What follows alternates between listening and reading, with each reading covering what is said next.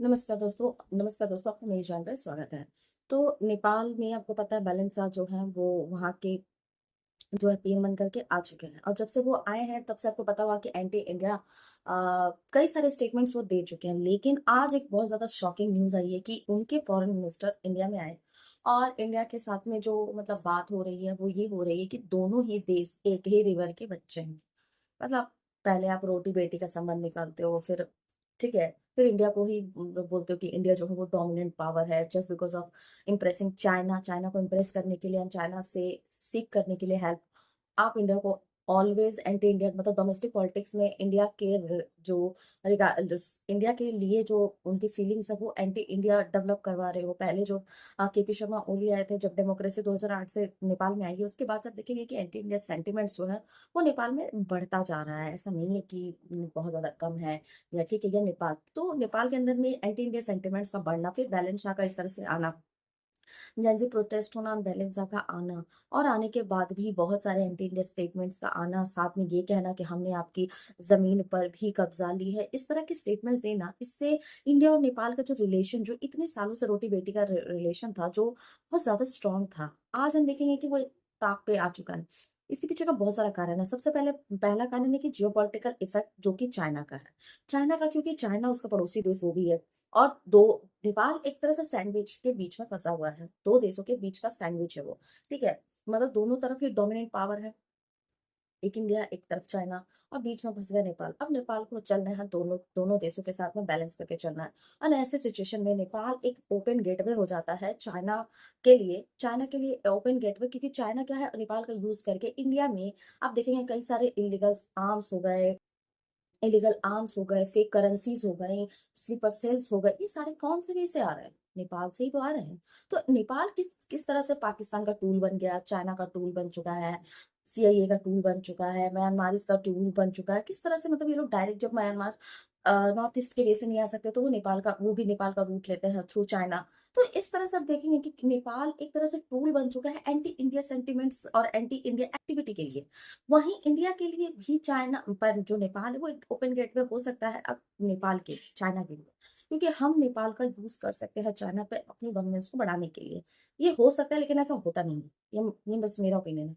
ये ऐसा हो सकता है, जब चाइना इस तरह से वर्क कर सकता है तो इंडिया क्यों नहीं कर सकता? लेकिन ऐसा होता कुछ नहीं है, ठीक है। लेकिन हम देखेंगे कि आज जो वहाँ के फॉरेन मिनिस्टर ने कहा है कि दोनों ही देश जो है वो एक ही रिवर के बच्चे हैं, ये स्टेटमेंट का आना, ये आखिर क्यों आया? इस समय पे क्या जरूरत है? अभी तक तो जो वहाँ के बैलेंस है उनका तो इंडिया में पहला जो विजिट होना था। पहले नेपाल में कोई भी अगर जो सरकारें आती थी, वो हमेशा ही पहला विजिट इंडिया करते थे। लेकिन आप देखेंगे कि बैलेंसा का अभी तक कोई शेड्यूल ही नहीं हो पाया है कि वो इंडिया आ रहे हैं, तो कब आ रहे हैं, ठीक है। कुछ भी शेड्यूल नहीं हुआ, ना टाइमिंग हुआ है, मतलब ना डेट है, कुछ भी फिक्स नहीं हुआ अभी तक। और ऐसे में उनके तरफ से लगातार स्टेटमेंट्स जो कि एंटी इंडिया रह चुके हैं आ रहे हैं, और अब जा करके उनके फॉरेन मिनिस्टर का ये कहना, ऐसा क्यों है? इन सभी चीजों का आंसर आगे मिलेगा आपको वीडियो में।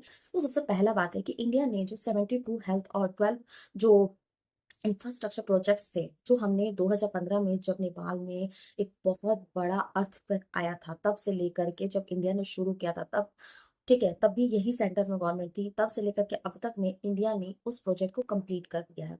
पहली बात, कंप्लीट कर दिया है तो ठीक है, लेकिन हो चुका है इसमें बहुत ज्यादा डिले।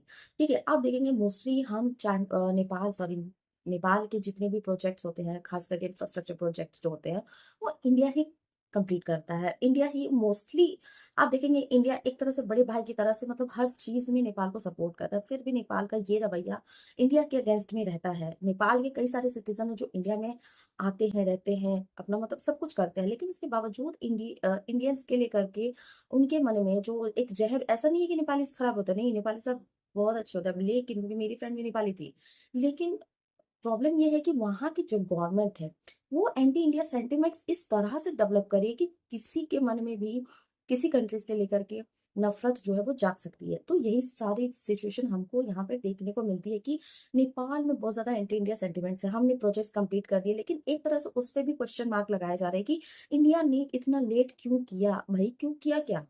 आपके देश में तो एनी टाइम इंडिया के अगेंस्ट में अगर कोई प्रोजेक्ट शुरू करने जाओ तो इंडिया के अगेंस्ट में ही स्लोगन लगते हैं, तो कोई कैसे करे काम? ठीक है, खैर ये हो गया। दूसरा अब है कि जो फॉरेन मिनिस्टर है नेपाल के, उन्होंने इंडिया के जो यूपीआईज है, ठीक है, उसको एंट्री देने की परमिशन जो है वो दे दी है। अब इसकी वजह से क्या हो कि नेपाल वैसे तो ऑलरेडी वर्क कर रहे थे, आप देखेंगे कई सारे वीडियोस ऑलरेडी उपलब्ध हैं आपका सोशल मीडिया पर, जहां पर आपको पता चलेगा कि आप जो इंडिया का यूपीआई है वो ऑलरेडी वहां पर यूज हो रहा है। जो इंडियंस यहाँ से वहां जाते हैं वो क्या करते हैं, यूज करते हैं, लेकिन उस लेवल पे नहीं है कि मतलब ऑल ओवर कंट्रीज पे है, उस लेवल पे नहीं है, ठीक है। हो सकता है कि बॉर्डर एरिया पे हो, जो नेपाल और इंडिया का बॉर्डर जहाँ लगता हो, लेकिन अब हम देखेंगे कि अब जो कहा जा रहा है कि इंडिया का जो यूपीआई है वो अब पूरी तरह से ऑल ओवर नेपाल में यूज किया जाएगा। अब हमको ये देखने को मिलेगा कि नेपालीज और जो एक मतलब चाइना की तरफ से फियर क्रिएट किया जा रहा है कि अब नेपाल के जितने भी बैंक्स है वो इंडिया के कंट्रोल में आ जाएंगे, क्योंकि यूपीआई यूज होगा, डाटा जो है वो इंडिया के पास होगा, और इस तरह से इंडिया जो है कल को कभी भी नेपाल के जो सेंटिमेंट्स है उसको टर्न आउट कर सकता है अपने फेवर में।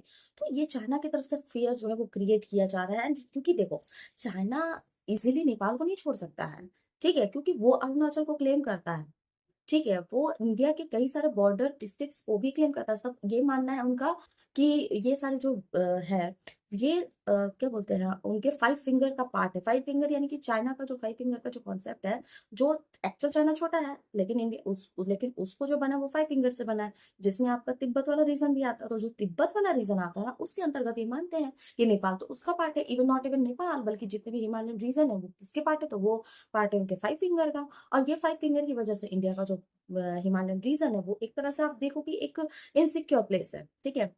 हमारा कैलाश पर्वत जो है वो भी आज चाइना के अंडर में है।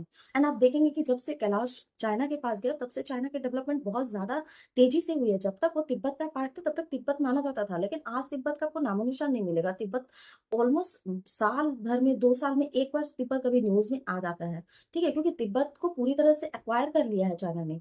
लेकिन जब से कैलाश गया है चाइना में, अब चाइना लगातार प्रोग्रेस कर रहा है। तो आप समझ सकते हो कि हमारे एक मतलब रिलीजियस प्लेस जो कि चाइना के पास आज जा चुका है, ठीक है, क्योंकि हमारी नीतियां बहुत खराब रही हैं पास्ट में। हमने अपने कई सारे लैंड्स ऐसे ही गवा दिए। हमने कोको आइलैंड दे दिया, हमने अभी के जो अंडमान में हमारा प्रोजेक्ट चल रहा है वहां पर anti development protest Rahul Gandhi के थ्रू करवाए जा रहे हैं, सो दैट वहां पर चाइना की रीच हो जाए। हमने मतलब हमने अपने देश के लिए, हमारी जो पहले की गवर्नमेंट थी उसने अपने देश के लैंड्स को ऐसे बांटा है जैसे वो कभी चाहते ही नहीं कि इंडिया कभी ग्रो करे। एंड आप देखेंगे कि उनके टाइम पे इंडिया कभी ग्रो भी नहीं हुआ है, ठीक है। अब हमको देखने को मिलता है कि यहाँ पे ये जो यूपीआई अब जा रही है, तो इस पे भी चाइना अपने बीआरआई के थ्रू इम्पैक्ट डाल रहा है। चाइना के पास में भी तो यूपीआई होंगे उनके, तो वो इसके थ्रू आ रहा है, अपने युआन से दबाव बनाने की कोशिश कर रहा है नेपाल पे कि चाइना सॉरी, नेपाल जो है वो इंडिया के यूपीआई का यूज ना करके बल्कि चाइना के युआन का यूज करे। नॉट ओनली युआन, हम देखेंगे कि और जो अदर प्रोजेक्ट्स इंडिया जो चला रहा है, ठीक है, नेपाल को लेकर के, हमें परमिशन मिल गई है कि इंडिया का जो एआई है उसको रीच मिलेगी नेपाल के अंदर पर। अब जब नेपाल के अंदर में एआई का रीच मिलेगा तो देखो, हम एक्सेप्ट करना पड़ेगा फैक्ट कि हम कुछ भी हो एआई के मैटर पे तो हम चाइना से काफी पीछे हैं। हाँ, हम डेवलप कर रहे हैं, लेकिन हमारे पास में मेन है कि मनी का क्रंच है। हमारे पास मतलब क्या बोलते हैं, हमारे पास फंड उतना नहीं है, लेकिन चाइना के पास ये सारे इश्यूज नहीं है। चाइना अपने आप को पहले से ही डेवलप करके रखा है, एआई में हमसे कहीं ज्यादा आगे है। लेकिन चाइना को रीच नहीं मिली नेपाल में, लेकिन इंडिया को ये अपॉर्चुनिटी मिल गई। कैसे मिल गई वो तो महादेव ही जाने, लेकिन मिल गई। और जब मिल गई है तो अब देखो कि अब इंडिया को जब ये रीच मिली है तो चाइना भी अपने एआई के थ्रू प्रेशर डाल रहा है। मतलब एक एक करके सारे फैक्टर्स पे प्रेशर जो हो रहा है। साथ में हम देखेंगे कि मीडिया डोमेस्टिक पॉलिटिक्स पे अगर हम देखेंगे तो चाइना की पकड़ जो है डोमेस्टिक पॉलिटिक्स में धीरे धीरे बढ़ती जा रही है। एंटी इंडिया सेंटिमेंट्स मीडिया के थ्रू जो है, प्रोपोगेंडा जो चलाया जाता है एंटी इंडिया, वो बढ़ता चला जा रहा है। उसके बावजूद इंडिया को वहां मिल रही है अपॉर्चुनिटी, ऐसी नहीं बात नहीं है, मिल रही है, बट उस लेवल पे नहीं मिले जैसा हमें पहले मिले करती थी। अब हम देखेंगे कि जो इंडिया की मीडिया है वो भी ऐसा ही काम करती है। मतलब एक तरह से देखा जाए तो कि इंडिया की मीडिया भी कभी कभी चाइना का टूल बन जाती है।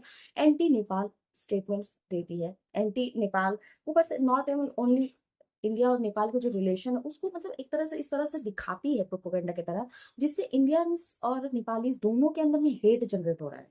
सो ये सारी चीजें, ये जो फोर फैक्टर्स हैं जो काम कर रहे हैं आज इंडिया और नेपाल के बीच का रिलेशन जो है, ये एक तरह से मतलब ना टाइट रोप हो चुका है, ठीक है। मतलब एकदम हल्का सा भी इधर उधर हुआ तो बस गया, काम गेम खत्म।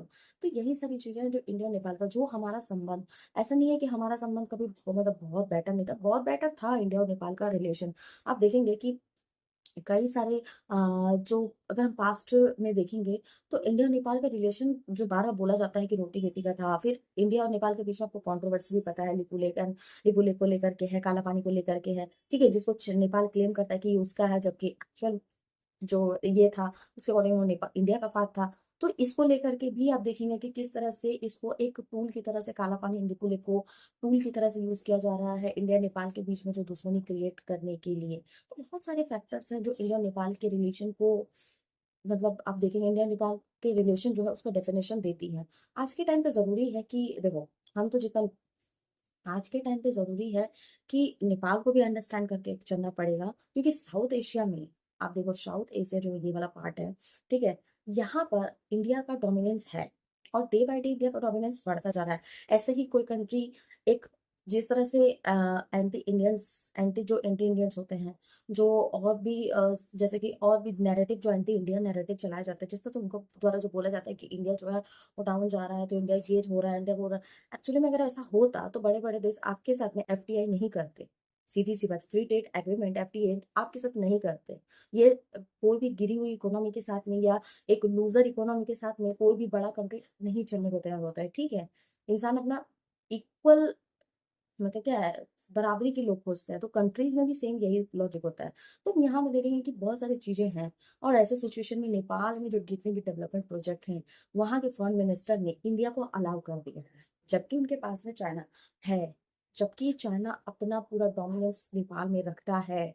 चाइना अपने बीआरआई के थ्रू, अपने युवान के थ्रू, अपने एआई के थ्रू आराम से डोमिनेट कर सकता है। आराम से नेपाल को हाथों में खिला सकता है, ठीक है? क्योंकि चाइना के पास तो फाइनेंस की कोई कमी नहीं है, बल्कि इंडिया के पास में एक तरह से है कमी, लेकिन चाइना के पास में नहीं है। तो ऐसे सिचुएशन में जो नेपाल और आज जो ये बयान दिया गया है कि दोनों ही देश एक नदी के मतलब बच्चे हैं, तो दोनों ही देश अगर एक नदी के बच्चे हैं, तो सबसे पहले दोनों देशों को एक-दूसरे के प्रति जो उभरती हुई जो नफ़रत है उसको कम करना होगा, अदरवाइज़ नहीं तो फिर ये रिलेशन मुझे नहीं लगता कि बहुत ज़्यादा ऐसे तो डिप्लोमैटिक वे में चलता रहता है, लेकिन हाँ, ये होगा। ठीक है? मतलब बैलेंस करना बहुत ज़रूरी है दोनों देशों को और बाकी जो इंडिया को अपॉर्च्युनिटी मिली है, इंडिया को अपने अपॉर्च्युनिटी से एक तरह से प्रूव करने का फिर से मौका मिला है, महादेव की तरफ से कि इंडिया अच्छा काम कर सकता है। बाकी आपका क्या ओपिनियन है? बाकी इंडिया और नेपाल के रिलेशन को और कितना क्योंकि हमें अपॉर्च्युनिटी मिली है कि हम वापस से स्ट्रेंथन कर सकते हैं और अगर इंडिया इस अपॉर्च्युनिटी का बहुत अच्छे से फ़ायदा उठाए, तो इंडिया और नेपाल के रिलेशन बहुत ज़्यादा अच्छे होने के चांसेस हैं क्योंकि अभी हमारा रिलेशन कोई उस लेवल पे खराब नहीं है कि जैसा हमारा बांग्लादेश के साथ है। फिर भी हम बांग्लादेश को देखो कितना ज़्यादा फंड भी देते हैं, मतलब खाने की चीज़ें भी देते हैं। वो anti India slogan, anti India activity करने में सब चीज़ आगे हैं। वहाँ के हिंदुओं को तो सत्यानाश ही कर रखा है। लेकिन उसके बावजूद इंडिया जो है बांग्लादेश को सपोर्ट करता है क्योंकि हम अपने बड़े भाई का फर्ज निभाते हैं। तो वही चीज़ है, इंडिया नेपाल के बीच का रिलेशन फिर भी काफ़ी बहुत ज़्यादा अच्छा है। हाँ, भूटान जैसा नहीं है, लेकिन बहुत अच्छा है और आई होप कि ये जो बयानबाज़ी आ रही है एंड आई होप जल्दी से जल्दी बैलेंस सा जो है उनको अक्ल आए और एंटी इंडिया जो बयानबाज़ी वो देते हैं वो ना दें क्योंकि इससे क्या होता है ना कि नफ़रत ही जगती है किसी भी कंट्री में। जो एक्चुअली में अपने देश के बारे में अच्छा सोचते हैं उनको तो जगेगी ही जगेगी। बाकी एंटी इंडियंस को जगे ना जगे उनका तो उन्होंने पहले ही अपनी सेंटिमेंट्स को बेच रखा है। ख़ैर उनकी हम बात नहीं करते हैं। बस अब इंडिया और नेपाल का जो इंडिया को जो अपॉर्च्युनिटी मिली है वो इंडिया उस अपॉर्च्युनिटी का पूरा फ़ायदा उठाए बल्कि इंडिया इसको और ज़्यादा अच्छा करने की कोशिश करे। बाकी हम देखते हैं आने वाले समय में इंडिया अपने जो बड़े भाई का फ़र्ज़ है वो किस तरह से अदा करता है। दूसरा नेपाल किस तरह से जो है मतलब एक्ट करता है और जब डेवलपमेंट हो जाएगा तो फिर क्या होगा रिएक्शन वो देखने को और नेपाल और इंडिया के रिलेशन को और मजबूत करने के लिए क्या स्टेप्स लेने चाहिए वो ज़रूर आप कमेंट में करें अगर आप देख रहे हैं तो। ओके, जय हिंद, जय भारत।